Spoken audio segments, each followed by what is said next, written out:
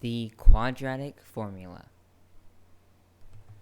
Quadratic equations are usually written in the form ax squared plus bx plus c, where a and b are two coefficients and c is a constant. You may or may not have already learned that you can solve for these solutions to a quadratic function using factoring. These solutions are where the parabola crosses the x-axis. There can be 1, 2, or 0 solutions to a quadratic equation. But there is yet another way besides factoring to solve for these solutions to a quadratic equation, and that is using the quadratic formula. If we have a quadratic equation in this form here, the quadratic formula will be as follows. Negative b plus or minus the square root of b squared minus 4 times a times c, and then we divide all of that by 2a. So the quadratic formula is negative b plus or minus the square root of b squared minus 4ac, all divided by 2a. And we have to have this plus or minus here because there could be two solutions and we need to make sure we account for both of them, so that's why there is a plus or minus. So now let's look at some examples and put this formula to use, show you how to use it, and also help you commit it to memory. I'm going to go ahead and leave our two formulas here just for reference. But let's look at our first example, x squared minus 4x plus 3. You may notice that this is a factorable quadratic and we can solve it in that way, but we're going to use the quadratic formula. So we need to start with negative b. If our b is 4, negative 1 times negative 4 is going to be 4. So we're going to have 4 plus or minus the square root of b squared. That would be negative 4 times negative 4, which is going to be 16. And then we subtract 4 times a times c. So what are a and c? So we don't have anything written down as an a, but there is something there, and it is a 1. So we have 4 times 1, and then our c is going to be 3. Let me just extend this. And then we're going to divide by 2 times a. 2 times 1 is just going to be 2. So now let's simplify. We're going to have 4 plus or minus the square root of 16 minus 4 times 1 times 3. We can ignore this 1 and just do 4 times 3. That's going to be 12. And then we have 16 minus 12, which is going to be 4. So we're going to have 4 plus or minus the square root of 4.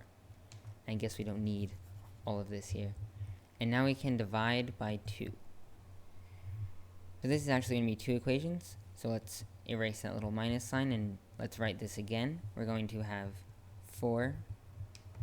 We're going to have 4 minus the square root of 4 divided by 2. So let's do this one first. The square root of 4 is going to be 2. And then we're going to have 4 minus 2. That's going to be 2. And then we're going to divide that by 2. So this is going to be equal to 1. Let's write that in pink. 1. 4 plus 2 is going to be equal to 6. And then we divide 6 by 2. 6 divided by 2 is going to be 3. So our two solutions to this quadratic are 1 and 3.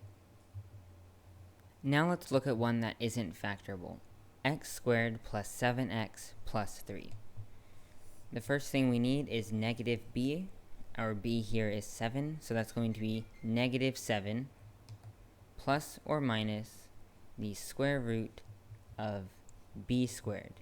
If b is 7, then we do 7 squared and then subtract 4 times.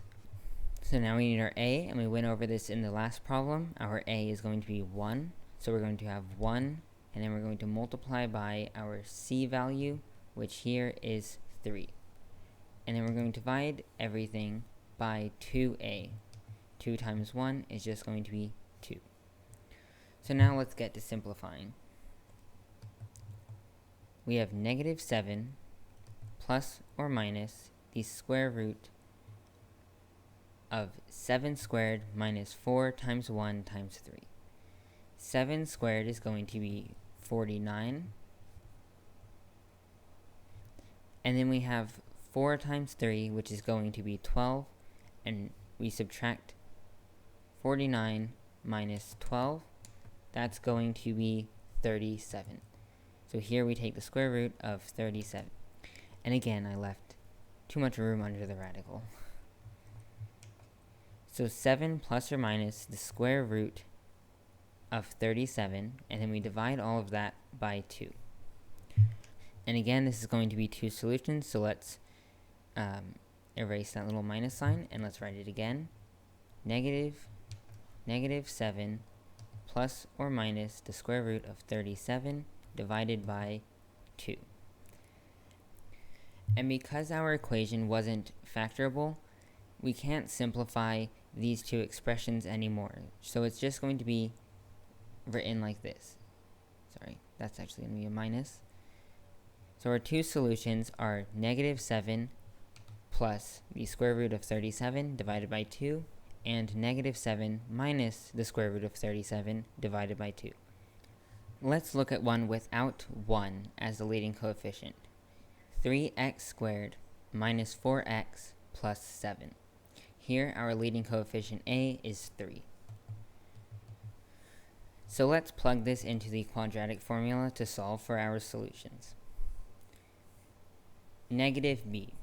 Our b here is negative 4, so let's do negative times negative 4, and then we subtract or add the square root of negative 4 squared minus 4 times our a value is going to be 3, and then our c value is going to be 7. I can never quite get this radical the right length. And then we divide all of that by 2a, so that's going to be 2 times 3. So now we can simplify. Negative 1 times negative 4 is going to be 4. And we do plus or minus the square root of negative 4 squared is going to be 16. And then negative 4 times 3 times 7. Well, 3 times 7 is going to be 21. 20 times 4 is going to be 80. And then 1 times 4 is 4. So 80 plus 4 is going to be 84. So all of this is going to be 84. And then we subtract these two. 16 minus 84. Let's put that into our calculator. That is going to be negative 68. And then we divide by 2 times 3, which is 6. Normally at this point, we would write out this expression in two ways, with the plus and the minus separately. But notice here we have a negative under the radical. How do we take the square root of a negative number? Well, we can't. As you might remember from the beginning of this video, I said that a parabola can have no solutions. It might not touch the x-axis at all. And the way you know that is when you plug it into the quadratic formula, there will be a negative under the radical. Now, this doesn't mean it actually has no solutions. You can have imaginary solutions, but we're not going to go into that in this video. That's a whole nother topic. So right now, we'll just say that there is no real solutions. So if there is a negative under the radical, there is no real solutions. And that's it for this video on how to use the quadratic formula.